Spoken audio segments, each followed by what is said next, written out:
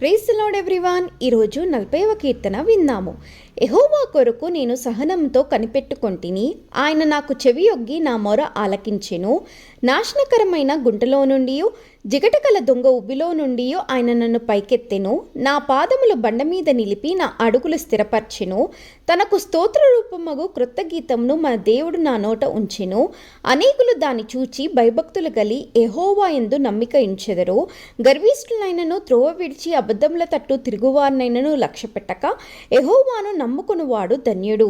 యెహోవా నా దేవా, నీవు మా ఎడల జరిగించిన ఆశ్చర్యక్రియలను, మా ఎడల నీకున్న తలంపులను బహు విస్తారములు. వాటిని వివరించి చెప్పేదని అనుకుంటున్నా, అవి లెక్కకు మించి ఉన్నవి. నీకు సాటి అయిన వాడొక్కడునూ లేడు.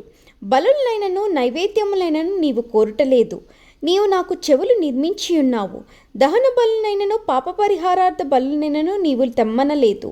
అప్పుడు పుస్తకపు చుట్టలో నన్ను గూర్చి వ్రాయబడిన ప్రకారము నేను వచ్చి ఉన్నాను.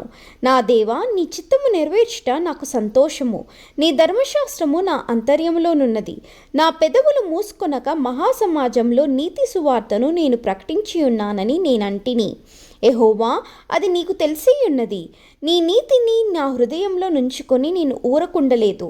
నీ సత్యమును నీ రక్షణను నేను వెల్లడి చేసి ఉన్నాను. నీ కృపను నీ సత్యమును మహాసమాజమునకు తెలుపక నేను వాటికి మరుగు చేయలేదు. యెహోవా, నీవు నీ వాత్సల్యమును నాకు దూరము చేయవు. నీ కృపా సత్యములు ఎన్నడను నన్ను కాపాడును గాక. లెక్కలేని అపాయములు నన్ను చుట్టుకొని ఉన్నవి.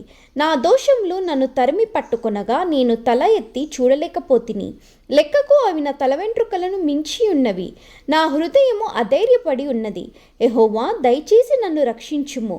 యెహోవా, నా సహాయమునకు త్వరగా రమ్ము. నా ప్రాణము తీయుటకై యత్నించువారు సిగ్గుపడి బొత్తిగా భ్రమసియుందురుగాక. నాకు కీడు చేయగోరువారు వెనుకకు మళ్లింపబడి సిగ్గునొందుదురుగాక. నన్ను చూచి ఆహా ఆహా అని పలుకువారు తమకు కలుగు అవమానమును చూచి విస్మయము నొందుదురుగాక.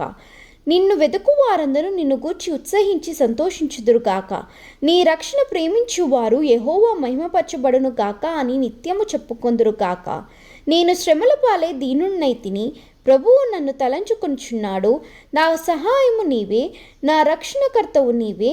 నా దేవా, ఆలస్యము చేయకుము.